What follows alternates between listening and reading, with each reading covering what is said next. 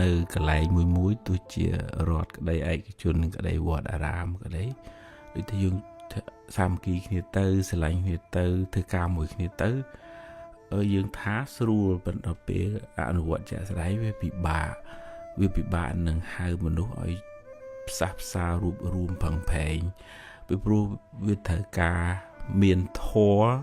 ដែលជាទឹកអង្សាធ្វើឲ្យរស់នៅធ្វើការមួយគ្នាកើតដែលពុទ្ធលោកហៅថាសារនីយធម៌មាន6មួយមេត្តាកាយកម្មដូចថាការធ្វើការងារហ្នឹងក៏ប្រកបដោយមេត្តាដែរជួយគ្នាមិនយករួចទៅខ្លួនទេហើយមេត្តាវិច័យកម្មនិយាយពីរោះពិសាដាក់គ្នាទាំងចំពោះមុខទាំងកម្បាំងមុខព្រះអង្គសម្ដែងយ៉ាងទៀតប៉ុន្តែយើងថ្ងៃដូចទីជួយចិត្តនិយាយពីរោះនៅមុខខាងក្រោយនិយាយអក្រក់ដាក់គ្នាអញ្ចឹងទៅហើយអញ្ចឹងវាអត់អាចសាមគ្គីគ្នាទៅកើតទេវាត្រូវមានមុខតែមួយស្រឡាញ់គ្នាទាំងចំពោះមុខទាំងកម្បាំងមុខនិងមេត្តាមនោកម្ម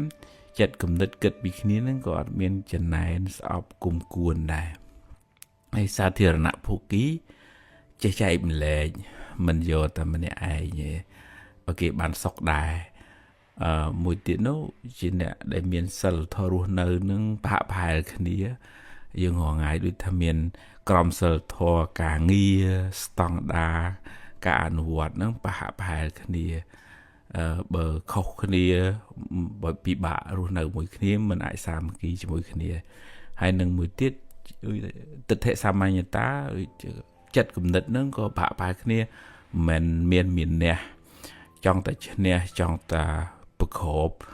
ប្រទៀងយកមកតែត្រូវខ្លួនឯងអញ្ចឹងវាតលថាសមាជិកក្នុងស្ថាប័នហ្នឹងរៀនមានចិត្តមេត្តារៀនចែករំលែករៀនរស់នៅប្រកបដោយសិលធម៌ហើយព្រះអង្គសម្ដែងទៅទាំងចំពោះមុខ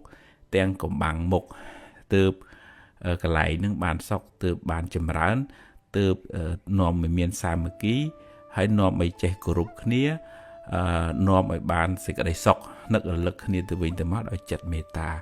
ហើយបើយើងគ្រាន់តែថាមករួបរวมគ្នាសាមគ្គីទេប៉ុន្តែយើងអត់មានធម៌នៅក្នុងខ្លួនរបស់សមាជិកនៅក្នុងហ្នឹងអានឹងអត់អាចសាមគ្គីគ្នាទៅបានទេយើងតើថាយើងម្នាក់ហ៊ានអប់រំខ្លួនឯងរៀន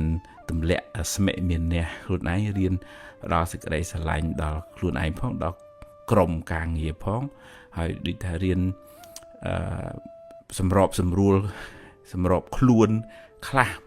ដាក់ខ្លួនខ្លះហើយគេក៏ដាក់ខ្លះហ្នឹងទើបអាចរស់នៅជាមួយគ្នា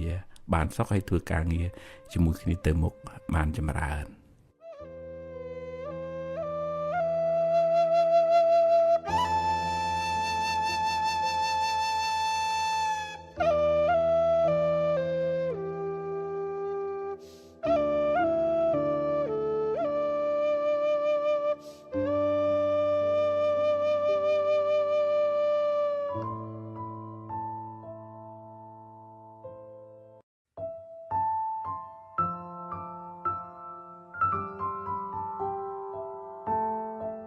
ធម្មតាមនុស្សយើងវាតែងតែមានចំណុចខ្វះខាតនេះនោះវាមិនល្អគ្រប់10ទេប៉ុន្តែមនុស្សយើងដល់ពេលតែមានចិត្តស្អប់គុំគ្នាមិនសូវមើលឃើញរឿងគេល្អទេចូលចិត្តចាប់តាគេខុសនេះខុសនោះទីងទួចជុំមកពង្រីកមកបន្ថែមមកបន្ថយធ្វើឲ្យគេនឹងអាក្រក់កាន់តែខ្លាំងហើយបង្ហាញថាខ្លួនឯងនឹងល្អអញ្ចឹងតែអាហ្នឹងវាអាចជាពីវេរាវែងឆ្ងាយស្អប់គ្នាក្នុងបច្ចុប្បន្នហើយទៅមុខទៀតក៏អាចមានពីវេរាមកជាបងជាប្អូនទៅឆ្លោះប្រកាសបច្ចៈគ្នាក្នុងគ្រួសារវេទនាអន្តរាយកើតទុក្ខក្តៅក្រហាយទាំងអស់គ្នាឬក៏ថាត្រឡប់វល់មកជាប្តីមកជាប្រពន្ធប្រកាសបច្ចៈគ្នាសូម្បីក្នុង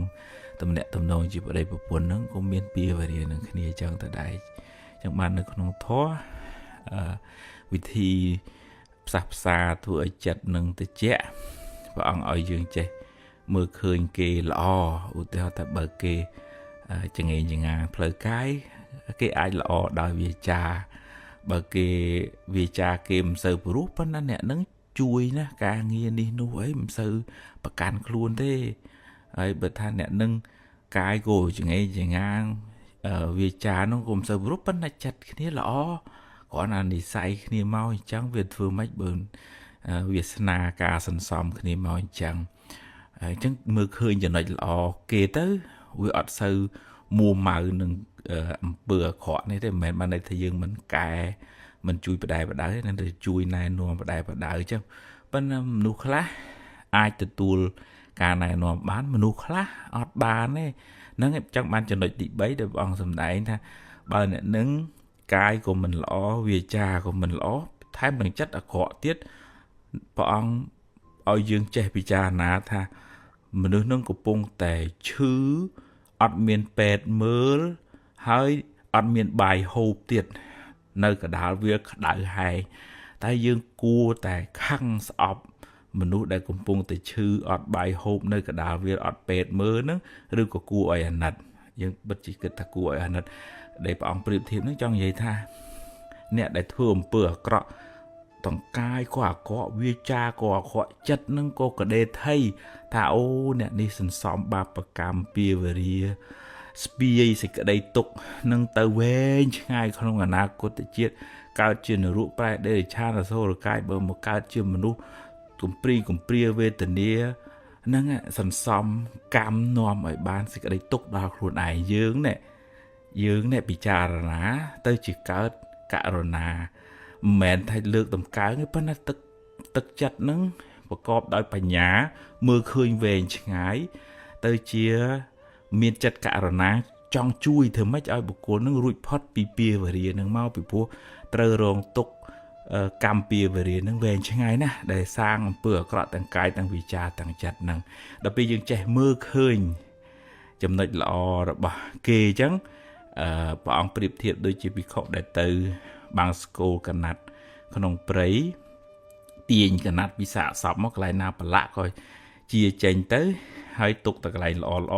យកមកដេរធ្វើជាជីវរប្រើប្រាស់យ៉ាងណាមនុស្សក្នុងលោកនេះវាមិនចេះបានល្អគ្រប់10សភ្លឹងទេវាមានចំណុចខ្វះខាតប៉ុន្តែយើងរៀនចាប់យកចំណុចល្អមកលើកទឹកចិត្តឲ្យអ្នកនឹងផឹងធ្វើល្អពង្រីកសេចក្តីល្អទៅទៀតហើយបើមានចំណុចណាដែលមិនល្អយើងជួយប្រាប់ដោយចិត្តករុណាចង់ឲ្យអ្នកនឹងបានល្អប្រសើរអត់មានបំណងជន់ពន្លិចធ្វើឲ្យអ្នកនឹងអន្តរាយអញ្ចឹងយើងបានបន់ទាំងសងខាងគេល្អក៏យើងត្រេកអរយើងបានបន់គេមិនល្អយើងជួយណែនាំដោយចិត្តករុណាយើងក៏បានបន់ប៉ុន្តែរឿងគេទទួលពាក្យយើងបានមិនបានអានឹងជាសមត្ថភាពរបស់គេប៉ុន្តែបើយើងខ្វះបញ្ញានៅពេលដែលយើងប្រាប់គេឲ្យគេមិនទទួលគេឆាំងមកវិញយើងកើតទុកឆ្លោះជេរវិញអានឹងយើងមានបាបដោយសារយើងខឹងក្រេវក្រោតមួម៉ៅនឹងឯងអញ្ចឹងតើរៀនមើលចំណុចល្អលើកទឹកចិត្តផ្ដល់តម្លៃដល់គ្នាទៅវិញទៅមកយើងសាងមិត្តភាពបច្ចុប្បន្នផងហើយយើងអត់មានពាវរាទៅលោកខាងមុខផងហើយក្នុងជីវិតដំណើរក្នុងសង្សារវដ្តហ្នឹងក៏មិនសូវមានបញ្ហាដែរកាលណាយើងមិនសូវមានពាវរា